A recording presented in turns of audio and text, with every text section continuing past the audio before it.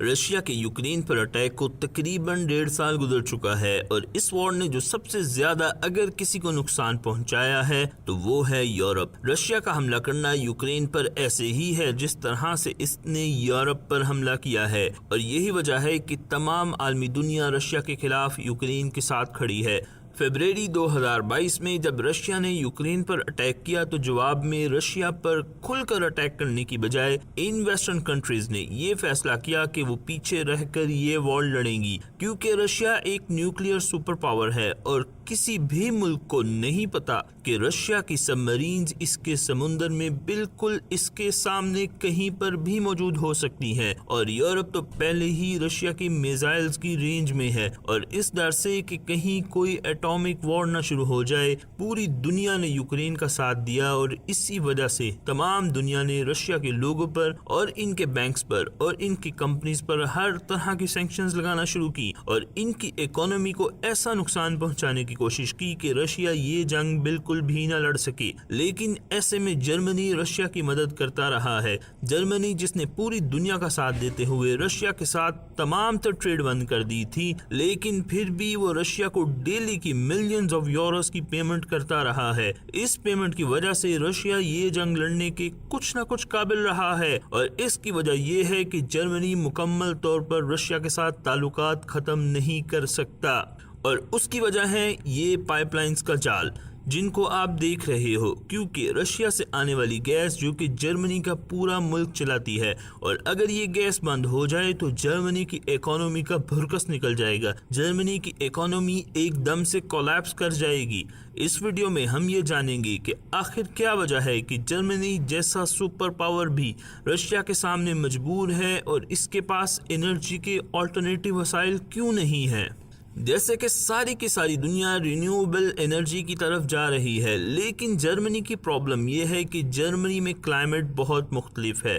اور وہاں پر اتنی دھوپ نہیں پڑتی یا اتنا ہاٹ ایریا نہیں ہے جس سے سولر انرجی سے فائدہ اٹھایا جا سکے۔ اور اگر ہم ونڈ انرجی کی بات کریں تو جرمنی میں ایسی کوئی بھی جگہ نہیں ہے جہاں پر بہت زیادہ تیز ہوائیں چلتی ہوں۔ ایک چھوٹا سا ایریا جو جرمنی کے کچھ حصے پر ہے وہاں پر ہوا سے بجلی پیدا کی جاتی ہے، لیکن وہ جرمنی کے لیے کوئی خاص فائدہ مند ثابت نہیں ہو رہا۔ جرمنی کے پاس ایک ہی ریسورس ہے جس سے وہ بے انتہا مالا مال ہے، اور وہ ہے کوئلہ۔ جرمنی کے پاس دنیا کے 7th لارجسٹ کوئلے کے ریزرو موجود ہیں، اور آج کی ڈیٹ میں جرمنی کی تقریباً 30% بجلی کوئلے سے پیدا ہوتی ہے۔ اسی کوئلے کی وجہ سے ورلڈ وار 2 کے بعد جرمنی نے ترقی کی اور انڈسٹریلائزیشن کا سفر شروع کیا۔ ورلڈ وار 2 کے بعد 1950 میں جرمنی کی اکانومی جیسے ہی ریکور ہونا شروع ہوئی تو جرمنی کو بہت زیادہ انرجی ریسورس کی ضرورت تھی۔ جرمنی جو کہ صرف اور صرف کوئلے سے مالا مال تھا، لیکن کوئلے کا مسئلہ یہ ہے کہ وہ بہت زیادہ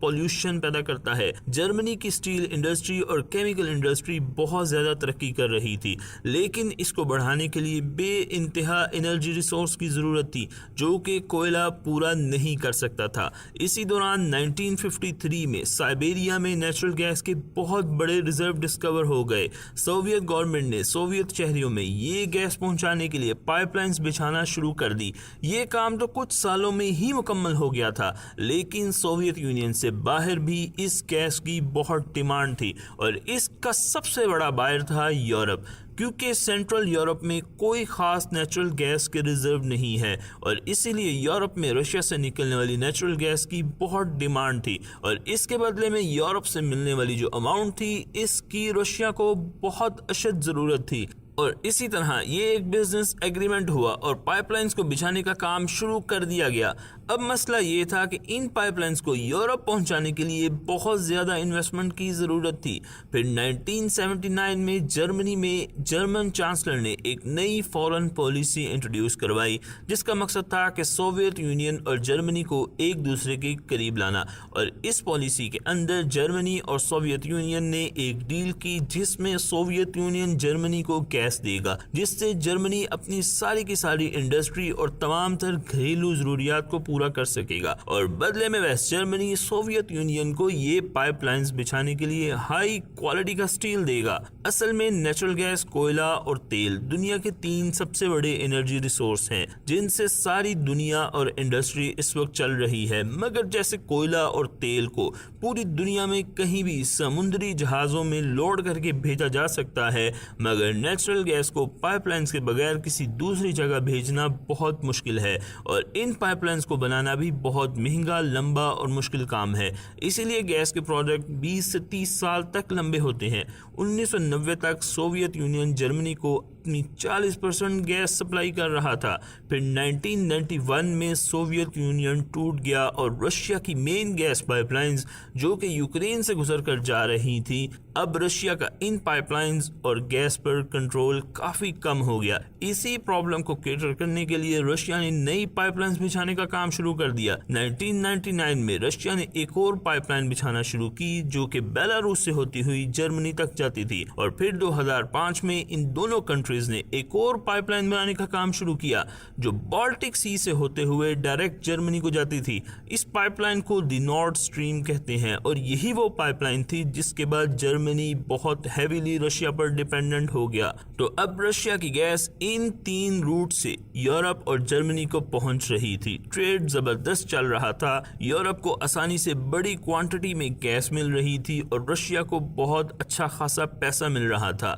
لیکن یہ بہت جلد بدلنے والا تھا۔ 2014 میں جب رشیا نے ایسٹرن یوکرین پر حملہ کر کے کرائمیا پر قبضہ کیا تو پورے یورپ نے رشیا پر سینکشنز لگانا شروع کر دی۔ کنٹریز نے اس بار گیس اور آئل کے لیے رشیا کے آلٹرنیٹو دیکھنا شروع کر دیے، مگر جرمنی پھر بھی رشیا کی گیس پر جمع رہا، بلکہ اس نے رشیا سے اور زیادہ گیس خریدنا شروع کر دی، اور یہ سلسلہ ایسے ہی چلتا رہا۔ پھر فائنلی ستمبر 2022 میں رشیا نے جرمنی اور یورپ کو گیس پہنچانے والی ساری پائپ لائنز بند کر دی، اور اس کے نتیجے میں جرمنی میں ایک زبردست طوفان آ گیا۔ گیس شارٹیج کی وجہ سے جرمنی میں انرجی پرائسز جمپ کر گئی، اور جب انرجی پرائسز اوپر جاتی ہیں تو ہر چیز کی پرائس اوپر چلی جاتی ہے۔ اب آپ سب کے ذہن میں یہ سوال ضرور آ رہا ہوگا کہ جرمنی آخر اتنا ڈیپینڈنٹ کیوں ہے رشیا پہ؟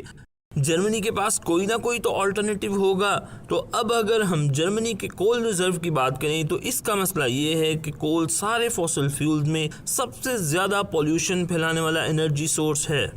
اور اسی لیے 2019 میں پوری دنیا کے پریشر میں جرمنی نے ایک ایگریمنٹ سائن کیا کہ وہ اگلے 20 سالوں میں تمام کول پلانٹس بند کر دے گا، اور اس طرح وہ ایک ہی انرجی ریسورس جس سے جرمنی مالا مال تھا اس کے کسی کام بھی نہیں آیا۔ جرمنی کے پاس ایک اور آلٹرنیٹیو سورس تھا جو تھا ایٹامک انرجی کے ذریعے بجلی پیدا کرنا، لیکن جاپان میں آنے والے ایک خوفناک زلزلے کے بعد جس میں ایک ایٹامک گھر کو شدید نقصان پہنچا تھا، جرمنی نے یہ فیصلہ کیا کہ وہ آنے والے کچھ ہی سالوں میں اپنے تمام ایٹامک بجلی گھر بھی بند کر دے گا، اور اسی وجہ سے جرمنی اپنے بہت سارے ایٹامک بجلی گھر بند کر چکا ہے۔ اب جرمنی کے پاس صرف ایک آپشن بچتا ہے جس سے وہ رشیا کی گیس سے نجات حاصل کر سکتا ہے، اور وہ ہے LNG یعنی لیکویفائڈ نیچرل گیس۔ لیکن جرمنی کا مسئلہ یہ ہے کہ اس نے اس کے لیے کوئی بھی LNG ٹرمینل نہیں بنایا ہے کیونکہ یہ بہت لمبا اور بہت مہنگا کام ہے۔